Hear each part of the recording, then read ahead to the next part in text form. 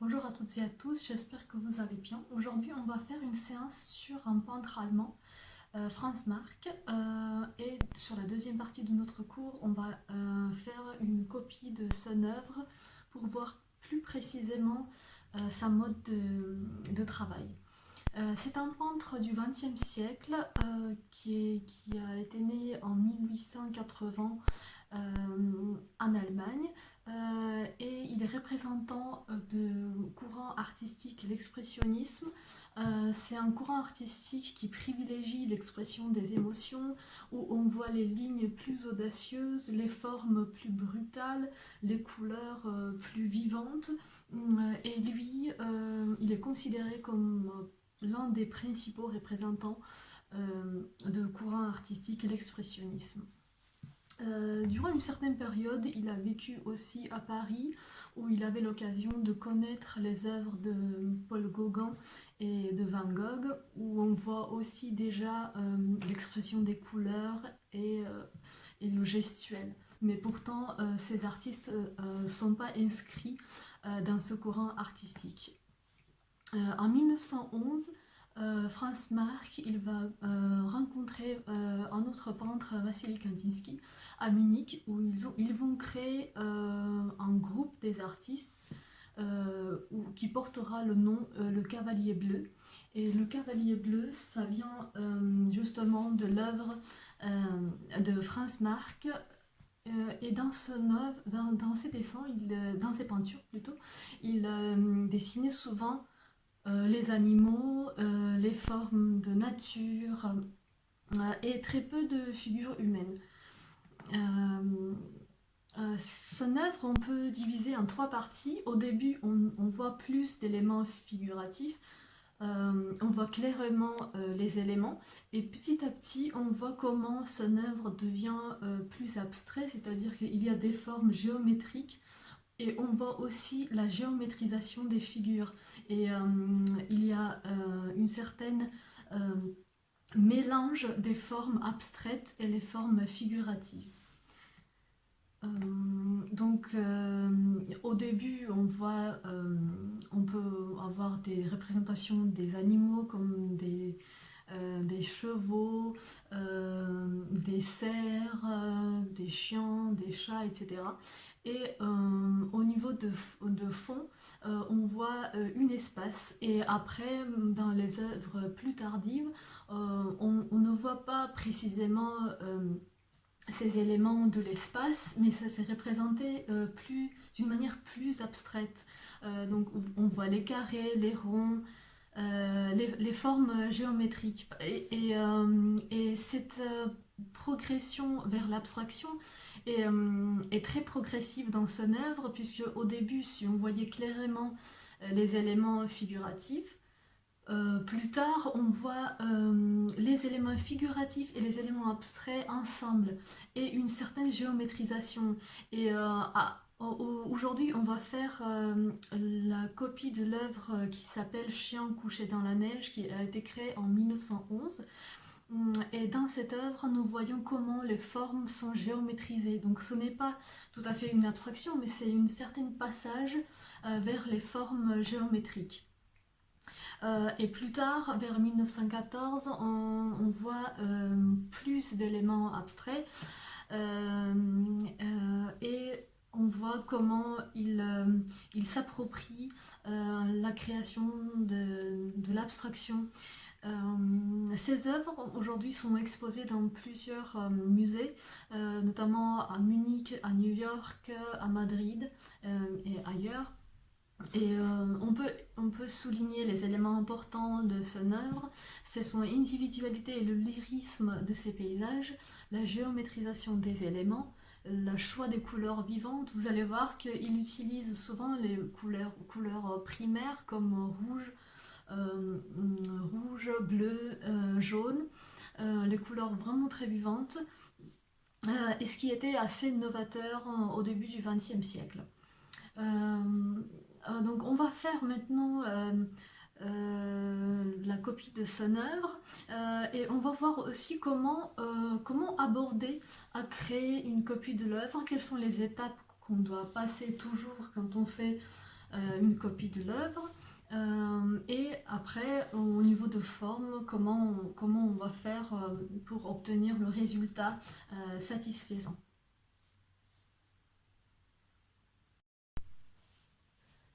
L'œuvre de Franz Marc, Chien couché dans la neige, est réalisée avec huile sur toile. Mais pour faire une copie, on va le faire avec crayon. On va dessiner sur le papier A4 et on va utiliser les couleurs. J'utilise les couleurs de gouache.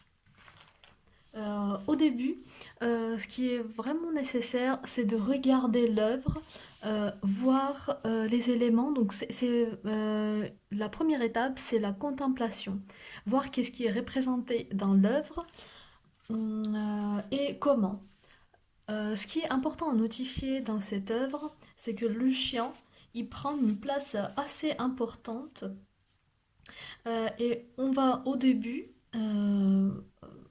on va notifier la composition. Donc là, je vais voir que le chien, je vais le faire à peu près de cette taille. Et après, on voit que c'est un peu, ça suit un peu le diagonal.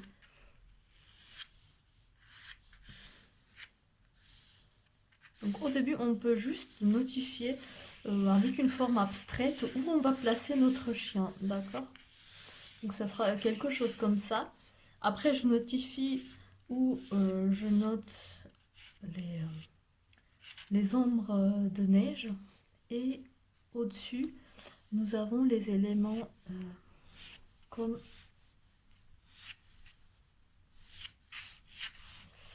un sapin.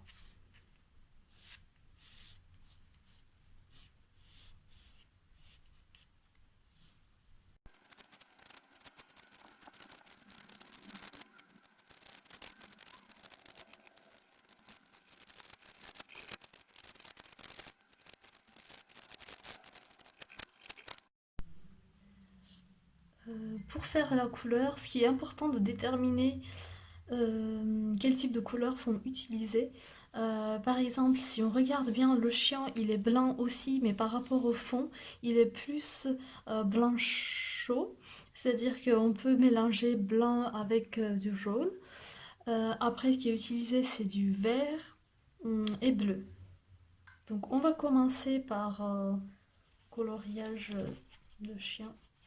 On va prendre couleur blanc et on va mélanger avec un peu de jaune.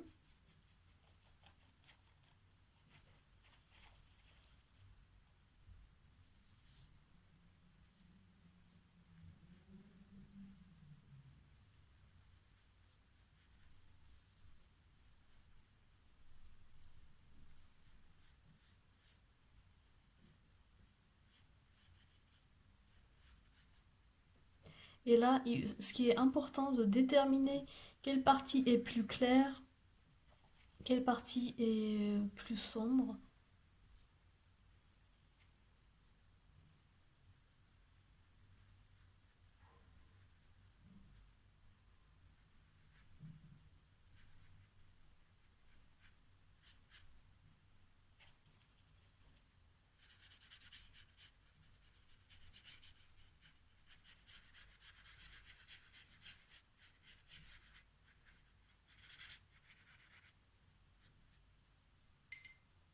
Maintenant, on va prendre couleur bleue pour mettre les ombres.